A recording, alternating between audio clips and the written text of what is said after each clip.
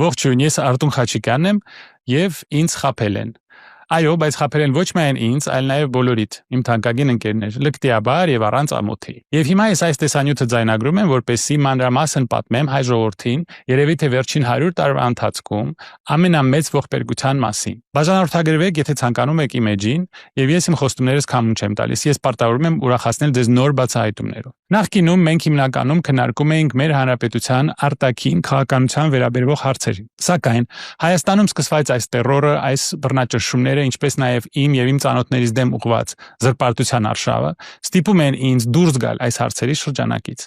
Գրեթե 8 տարի առաջ ես ձեր հետ միասին դուրս եկա փողոց, հավատալով այս ռեժիմի խոստումներին, պայքարել կոռուպցիայի դեմ, հետ բերել միլիարդավոր դոլարները, լուծել Ղարաբաղի հարցը, խաղաղ ճանապարհով հարգել մեզ եւ խորհրդակցել մեզ հետ, ինչպես նաև 3 միլիոն վարչապետների հետ։ Մեզ ասում են, որ մեզ սիրում են, մեր առջև խոնարհվում են։ Ես չեմ մեղադրում նրանց, ովքեր հավատացին ավելի լավ կյանքի, խաղաղության, առանց կոռուպցիայի երկրի խոստումներին։ Ես նույնպես հավատացի եւ նույնպես խաբվեցի։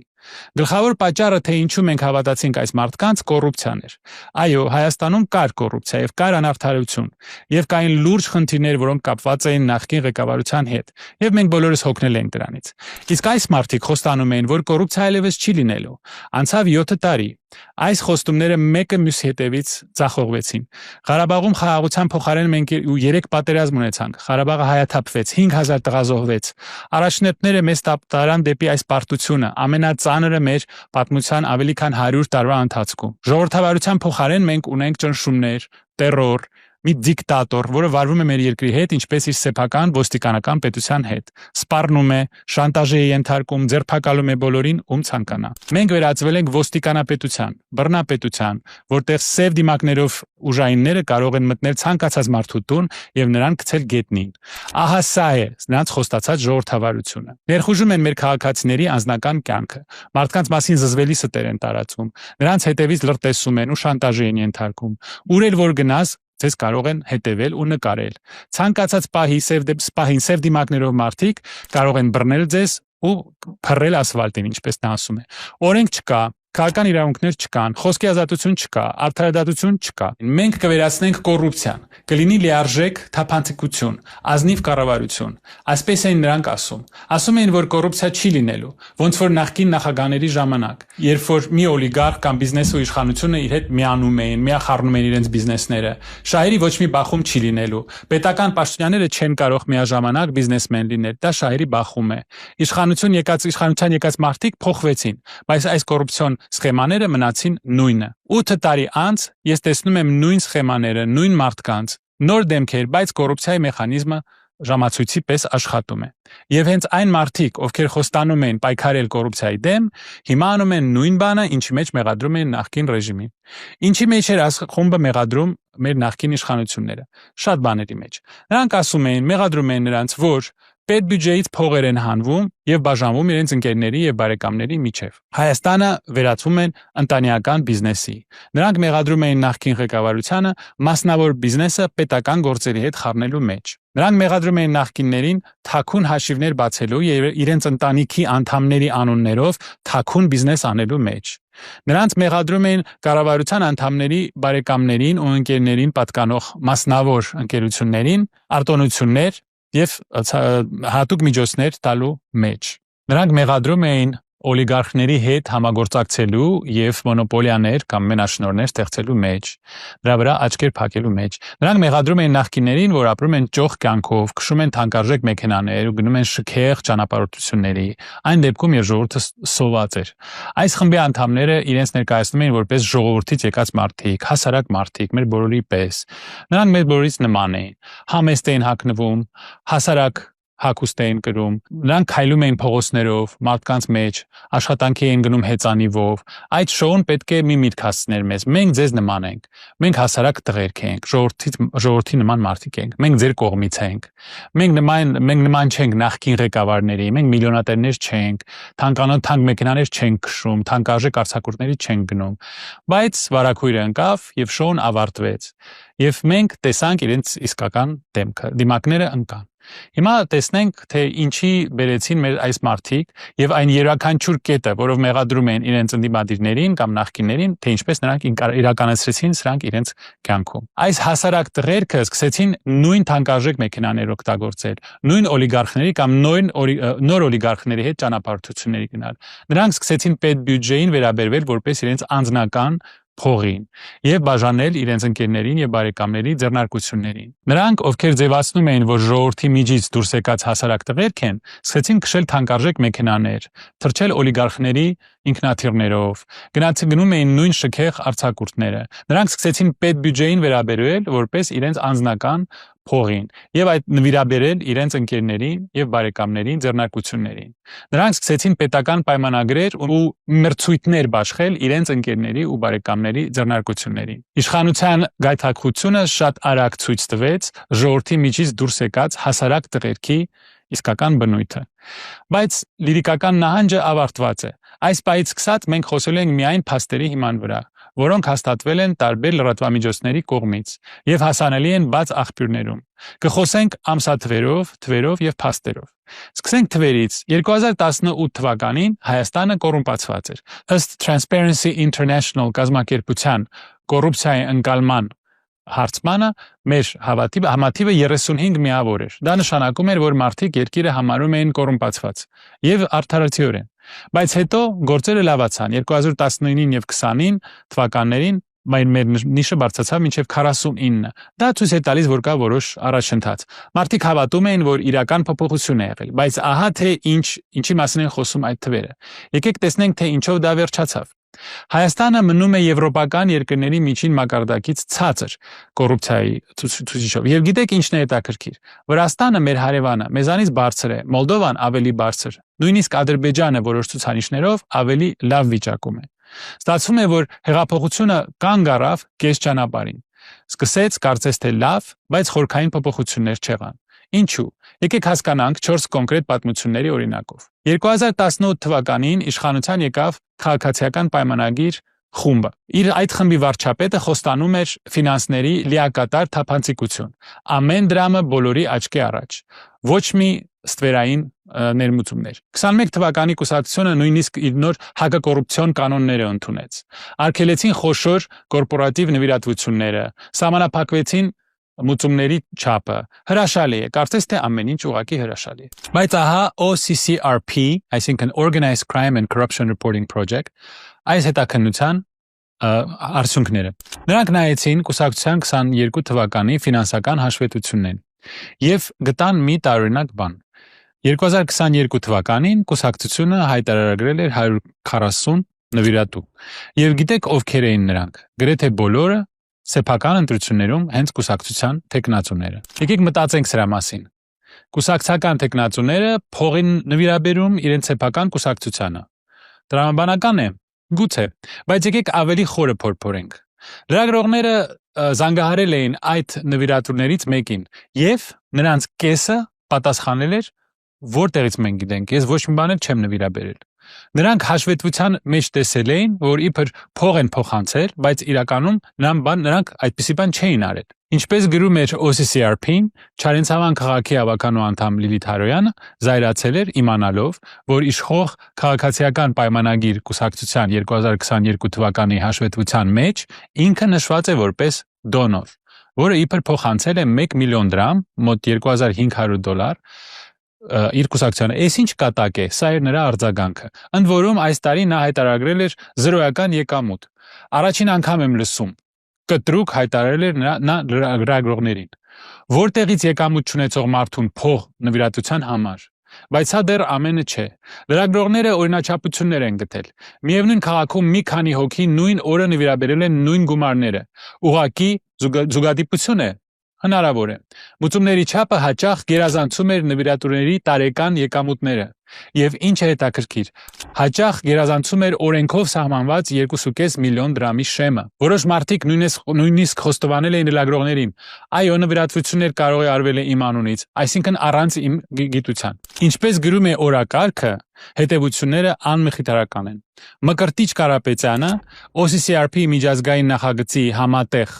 հետաքննության համահեղինակը, դրամահավաքի այս գործընթացը ուղիղ տեքստով անվանում է կազմակերպված եւ ապօրինի սխեմա։ Իսկ ընտրական հարցերով փորձագետ Վարդինե Գրիգորյանը բացատրում է այս սխեմայի իրությունը։ Սա փողերի իրական ծագումը թաքցնելու փորձ է։ Հնարավոր է հենց այդ նույն օլիգարխներից։ Եվ 2021 թվականի հենց իրենց բարեփոխումները շրջանցելու ձև է։ Ֆիկտիվ նվիրատվություններ գոյություն չունեցող դոնորներից։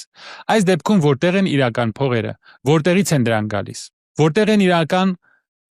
աղբյուրները։ Սա լավ հարց է։ 2019 թվականին ստեղծվում է նոր պետական հիմնադրամ։ Դա կոչվում է ԱՆԻՖ, Հայաստանի պետական հետաքրքրությունների ֆոնդ։ Նպատակը շատ վեհ է՝ ներդրումներ անել տնտեսության մեջ, կիբերմասնագետների մեջ, ապագայի մեջ։ Հիմնադրամի տնօրենը կառավարության մտերիմներից է։ Բայց տեսեք, ինչ է կատարվում հետո։ Ինչպես իր հետաքննություններում նշում է հետքը, հիմնադրամի ստեղծումից ընդամենը 8 օր անց ԱՆԻՖ-ը 3.8 միլիոն դոլար է փոխանցում օֆշորային մի ընկերության, որտեղ Delaware նահանգ, Միացյալ Նահանգներ։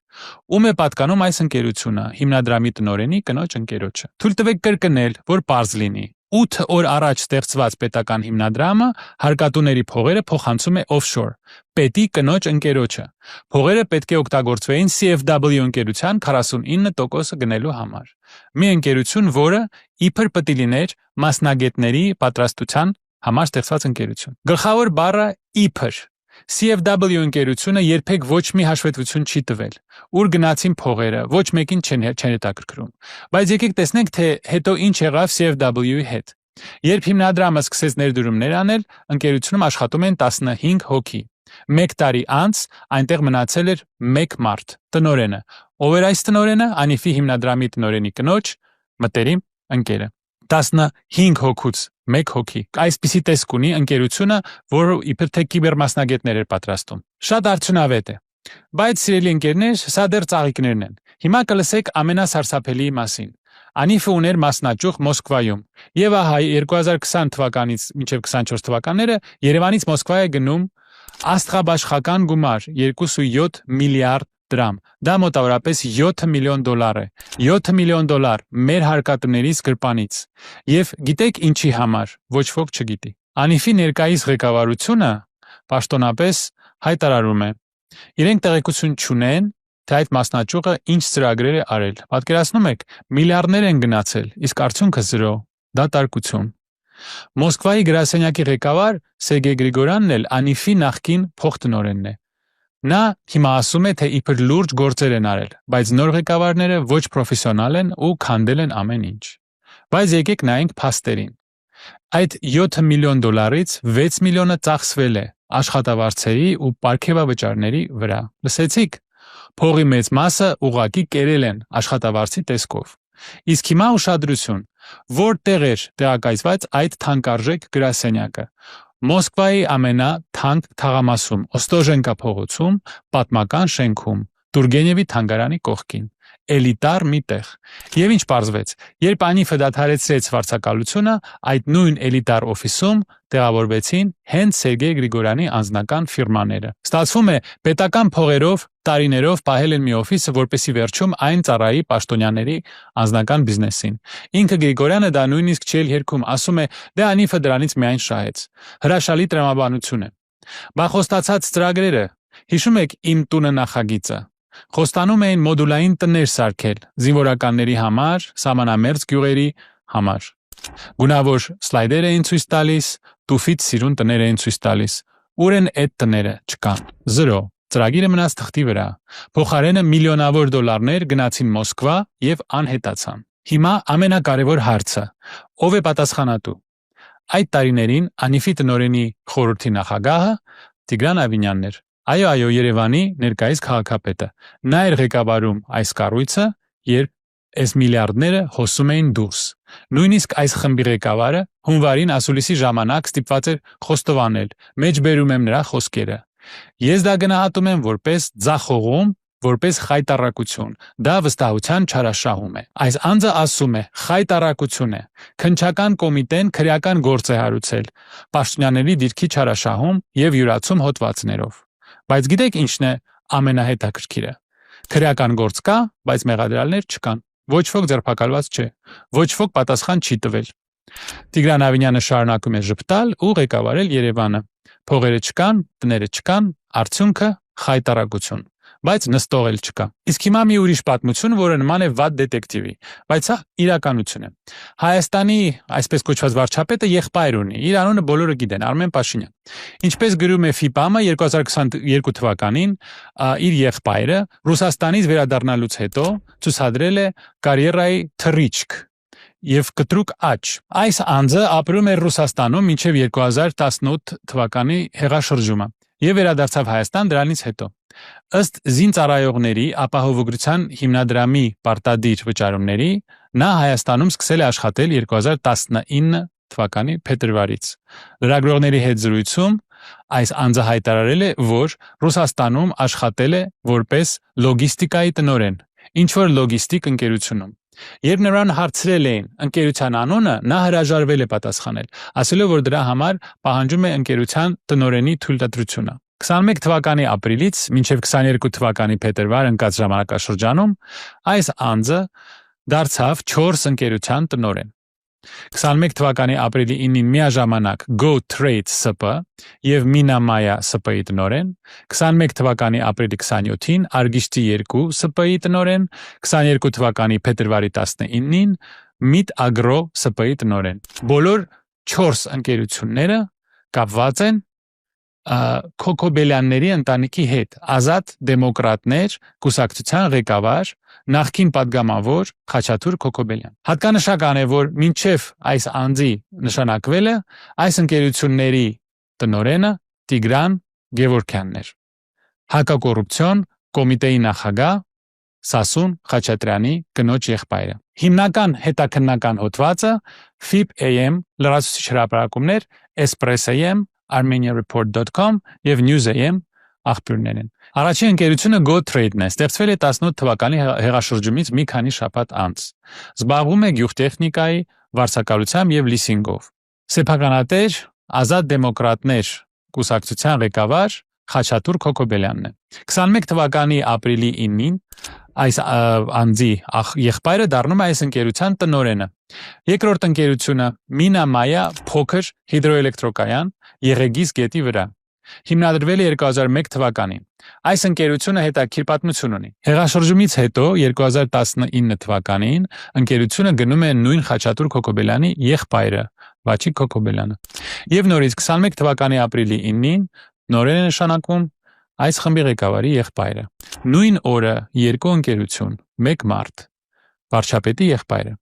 Երրորդ ընկերությունը Argishti 2, էլի փոքր հեկ, ստեղծվել է 2020 թվականի փետրվարին, սեփականատերը Վանաձորի նախկին քաղաքապետ Սամվել Ղարիբյանն է, նրա եղբայրը։ Ուշադրություն դարձրեք անվանը Սամվել Դարփինյան։ 2019 թվականի օգոստոսին նրա դեմ քրեական գործ է հարուցվել։ Պաշտոնեական դիրքի չարաշահում։ 21 թվականի ապրիլի 27-ին ընկերությունը գնում է Խաչատուր Քոքոբելյանի 20-ամյա եղբորորդին Յուրի Քոքոբելյանը, ու նույն օրը տնօրեն է նշանակվում։ Գուշակեք ում։ Այս վարչապետի, այս անձի եղբորը։ Ու գիտեք ինչն է հետաքրքիր, հեկը մինչև այդ ընդհանրապես չէր աշխատում։ Զրո արտադրանք, բայց Արմենին տնօրեն նշանակելու հաջորդ ամսվանից կայանը հանկարծ սկսում է հոսանք արտադրել։ Իսկ Սամվել Դարփինյանի դեմ քրեական գործը 2 տարվա քննությունից հետո 21 թվականի հոկտեմբերին Արմենի տնօրեն դառնալուց մի քանի ամիս անց գործը ուղարկվում է դատարան։ Ու միանգամից փակվում է, քրեական հետապնդումը դադարեցվում է։ Չորրորդ ընկերությունը Mit Agro ստեղծվել է 21 թվականի հոկտեմբերին, մսի առևտուր, սեփականատերը նույն 20-ամյա Յուրի Քոքոբելյանը։ 22 թվականի փետրվարի 19-ին տնօրեն նշանակվում նույնպես վարչապետի եղբայրը։ Այսպիսով ունենք 4 ընկերություն, բոլորը կապված են մի ընտանիքի Քոքոբելյանների հետ։ Բոլորը պատկանում են կամ կուսակցության ղեկավարին, կամ նրա եղբորը, կամ էլ եղբորթուն։ Իսկ այս բոլոր ընկերությունների տնօրենը վարչապետի եղբայրն է։ Բայց սա դեռ ամենը չէ։ Անցնենք վերջին պատմությանը։ 2020 թվականի մարտին ստեղծվում է Եվրոասֆալտ 1 ընկերությունը։ Կանոնադրական կապիտալը 140 միլիոն դրամ։ Տնօրենը մեր ազգային ժողովի խոսնակի եղբայրը։ Անունը ձեզ ոչինչ չի ասի։ Թույլ տվեք բացատրել։ Այս անձը մեր սիրելի Ալեն Սիմոնյանի եղբայրն է։ Իսկ Ալեն Սիմոնյանը Հայաստանի ազգային ժողովի նախագահ։ ԱԺ նախագահի եղբայրը փաստորեն։ Ստեղծվում է ասֆալտապատման եւ բետոնի արտադրության ընկերություն։ Եվ ահա թե ինչ է լինում հետո։ Եվրոասֆալտ ընկերությունը սկսում է մասնակցել պետական տենդերների։ Ճանապարհաշինություն, ասֆալտապատում, բետոնե աշխատանքների մրցույթներ։ Քանի տենդերը շահել։ 4 պետական պայմանագիր։ Ընդհանուր արժեքը 755 միլիոն դրամ։ Մոտավորապես 1.4 միլիոն դոլար։ 2 պայմանագիր զբոսաշրջության եւ ենթակառուցվածքների նախարարության հետ։ 2-ն էլ Արտիքի եւ Ապարանի համայնքապետերի հետ։ Բայց կա մի հետաքրքիր բան։ Լրագրողները հաշվել են, որ այս ընկերության 3 գնման համար ներկայացվել է 2.6 միլիարդ դրամի նախահաշիվ առանց հարկերի։ Այսինքն նախահաշիվները 2 անգամ ավելի բարձր էին, քան իրական պայմանագրերը։ Ինչու՞։ Հետո պարզվում է եւս մեկ դետալ։ 20 թվականի TS Construction ընկերությունը, որը երևի կապված է նույն շրջանակների հետ, 5 միլիոն դրամ է նվիրաբերել քաղաքացիական պայմանագիր կուսակցությանը։ Սպիկերի եղբայրը շահում է տենդերները, նույն շրջապատի ընկերությունները փող են նվիրաբերում կուսակցությանը։ Կուսակցությունը կառավարության մեջ է ու տենդերները բաժանում այս ընկերություններին։ Կառավարությունն էլ գնում է այդ նույն շրջապատի ընկերությունների ծառայությունները։ Սա կարուսել է, փակ շղթա։ Մեր աղբյուրներն են Ազատություն ռադիոկայանը, հետքի լրագրողները, Mirror Spectator, բոլորը գրեցին սրա մասին։ Բոլորը հարցրին, սա շահերի բախում չէ, բոլորին ի պատասխան լռություն։ Այսպիսով ինչի հասանք մենք։ Կուսակցական ֆինանսները, որոնք իրար չեն բռնում, պետական հիմնադրամ, որի փողերը ուղարկվում է օֆշորներ, վարչապետի եղբայրը, որը 1 տարում դառնում է 4 ընկերության տնօրեն, ԱԺ խոսնակի եղբայրը, որը շահում է բոլոր պետական տենդերները։ Սրանք զուգադիպություններ չեն։ Սա համակարգ է։ Եվ գիտեք որն է ամենատխուրը։ 18 թվականի հեղաշրջումից հետո բոլորը հավատում էին, որ սա կփոխվի, բայց մեխանիզմը մնաց։ Փոխվեցին միայն դեմքերը։ Սա մի կուսակցություն էր, որը խոստանում էր արմատախիլ անել կոռուպցիան։ Ինքը դարձավ համակարգի մի մաս։ Ավելի վատ, նա նոր համակարգ կառուցեց, նոր դեմքերի համար։ Ինչ է լինելու հետո։ Դա կախված է ձեզանից, մեզանից, նրանից, թե արդյոք մենք կլռենք, թե կստիպենք կառավարությանը պատասխանել այս հարցերին։ Ինչու է պետական հիմնադրամը ներդրումներ անում օֆշորներում։ Ինչու է վարչապետի եղբայրը 1 տարում դառնում 4 ընկերության տնօրեն։ Ով որոշեց, որ խոսնակի եղբայրը պետք է շահի այսքան տենդերները։ Որտեղից են գալիս փողերը, եթե մարդիկ նվիրաբերություններ չեն կատարում։ Ինֆորմացիան զենք է, ճշմարտությունը զենք է, եւ դուք այն զենքը նոր լսեցիք։ Տարածեք, պատմենք ձեր ընկերներին, որովհետեւ նրանք իրավունք ունեն իմանալ։ 2018 թվականի հեղափոխությունը, այսպես ասած, քաղաքական գործիչներից չսկսվեց, այն սկսվեց մարդկանցից, եւ այն կարող է նորից սկսվել, բայց միայն այն դեպքում, եթե մարդիկ դա ուզենան։